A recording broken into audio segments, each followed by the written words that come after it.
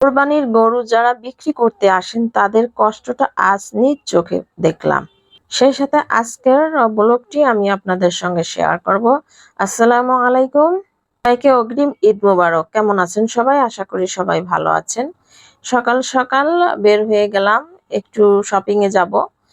আর রাস্তা তো চারিদিকে এতটা গরুতে ভরে আছে, রাস্তাঘাটের অবস্থা খুবই খারাপ, হাঁটাই যাচ্ছে না। বছর তো গ্রামে ঈদ করতে যাই, এবছর যেহেতু ঢাকায় থাকবো এজন্য গরুর হাটটা নিজের চোখে দেখলাম এবং মানুষের কষ্টটাও ফিল করলাম।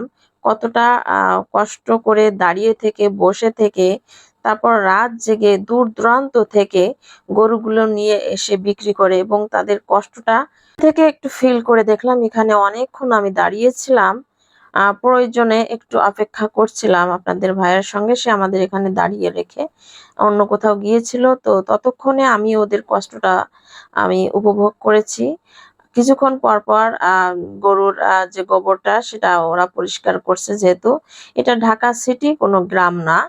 আর সেকেন্ডে সেকেন্ডে গরুর যে ময়লাটা এটা পরিষ্কার করছে এবং মানে গায়ের ঘাম ঝরে ঝরে পড়ছে তার মধ্য দিয়ে। মানে কি যে একটা অবস্থা, ওদের কষ্টটা এই গরমে দেখে মানে আমি দাঁড়িয়ে থেকেই আমার খুব কষ্ট হচ্ছিল। আর ওদের কষ্টটা দেখে আরো বেশি খারাপ লাগলো যে কত দূর দূরান্ত থেকে এসে ওরা গরু বিক্রি করছে। যাই হোক, নতুন অভিজ্ঞতা হলো, বাস্তবে দেখলাম আর কি। তারপর কিছু জিনিস কেনার জন্য আমি আজকে বেরিয়েছিলাম। যে দোকানে ঢুকলাম, আর ঢুকলেই তো কত ইউনিক ইউনিক জিনিস এখানে পাওয়া যায়। আর মনে হয় কি সবকিছু কিনে নিয়ে আসি। তো টুকিটাকি কিছু কেনাকাটা ছিল, এটা করে নিলাম। তারপর চলে আসলাম অন্য কিছু কেনার জন্য, অর্থাৎ বেডশিট নেব। আর বেডশিট এছাড়া সাথে অন্য কিছু স্কার্ট গেঞ্জিও নেওয়ার দরকার আছে, সেগুলো নিয়ে নেব। তারপর চলে আসলাম বেডশিট কেনার জন্য। এটা আমাদের পরিচিত দোকান, সবসময় এখান থেকে নিয়ে থাকি। আর এখানে সব হোম টেক্সের চাদর গুলো সব চাদর গুলোই সুন্দর আছে, সুন্দর সুন্দর চাদর এখানে আছে। কোনটা রেখে কোনটা নেব এটা বেছে দেখছিলাম, আর যেটা দেখি সেটাই পছন্দ হয়ে যায়। তো সব মিলিয়ে 4টা চাদর নিয়ে আসলাম। আর এই কালো চাদরটা তো খুবই সুন্দর ছিল এবং খুবই ভালো ছিল। হোমটেক্সের চাদরের মধ্যে এটাই ছিল বলতে সেরা চাদর আর কি।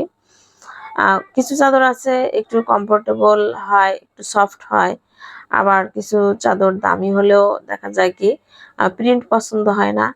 আর বিশেষ করে 4টা চাদর নিয়ে নিলাম, ছোট খাট বড় খাটের জন্য টোটাল মিলে এক ফুলের ভিতরে নিয়ে নিলাম এবং অন্য চাদরও নিয়ে নিলাম। তারপর এখান থেকে স্কার্ট খুঁজছিলাম, তো লিলনের স্কার্ট গুলো খুবই আরামদায়ক। তো যাই হোক, গরমে এইগুলো পরে অনেক শান্তি পাওয়া যায়। আর বাসায় বসে এই গরমে লিলনের যে কোনো কাপড়, থ্রি পিস হোক আর যে ধরনের পোশাক হোক, পরে অনেকটা শান্তি পাওয়া যায়। তারপর তো ওখান থেকে আমরা বের হয়ে চলে আসলাম। রাস্তাঘাটের যে অবস্থা ছিল, সবাই মানে আহ সাধারণ জুতা পরেই আমরা বেরিয়ে পড়েছি। আর রাস্তার অবস্থা খুবই খারাপ ছিল, গোবর কাদা সবকিছু মিলিয়ে খুবই ভয়ঙ্কর অবস্থা। মনে হয় না যে আর বাসা থেকে বের হই, তো প্রয়োজনের তাগিদে তো বের হতেই হয়েছে। তারপরে এখান থেকে কিছু আরামদায়ক ভালো কোয়ালিটির কিছু গেঞ্জি এখান থেকে দেখলাম, আর কিছু কয়েকটা চয়েস করে নিলাম। তারপর তো বের হয়ে চলে আসলাম। আর ঈদ যেহেতু আসছে, এখান থেকে কিছু পাস্তা বাচ্চাদের জন্য, চিপস রেডি করা কিছু চিপস নিয়ে নিলাম, আর অন্যান্য কিছু জিনিস বাকি ছিল সেগুলো নিয়ে নিলাম। তারপর তো রাস্তার মাঝখানে আবার গরুর বাজার। এখানে সিরিয়াস অবস্থা, আমি তো হাঁটছি আর ভাবছি গরুর লাথি কখন খাই।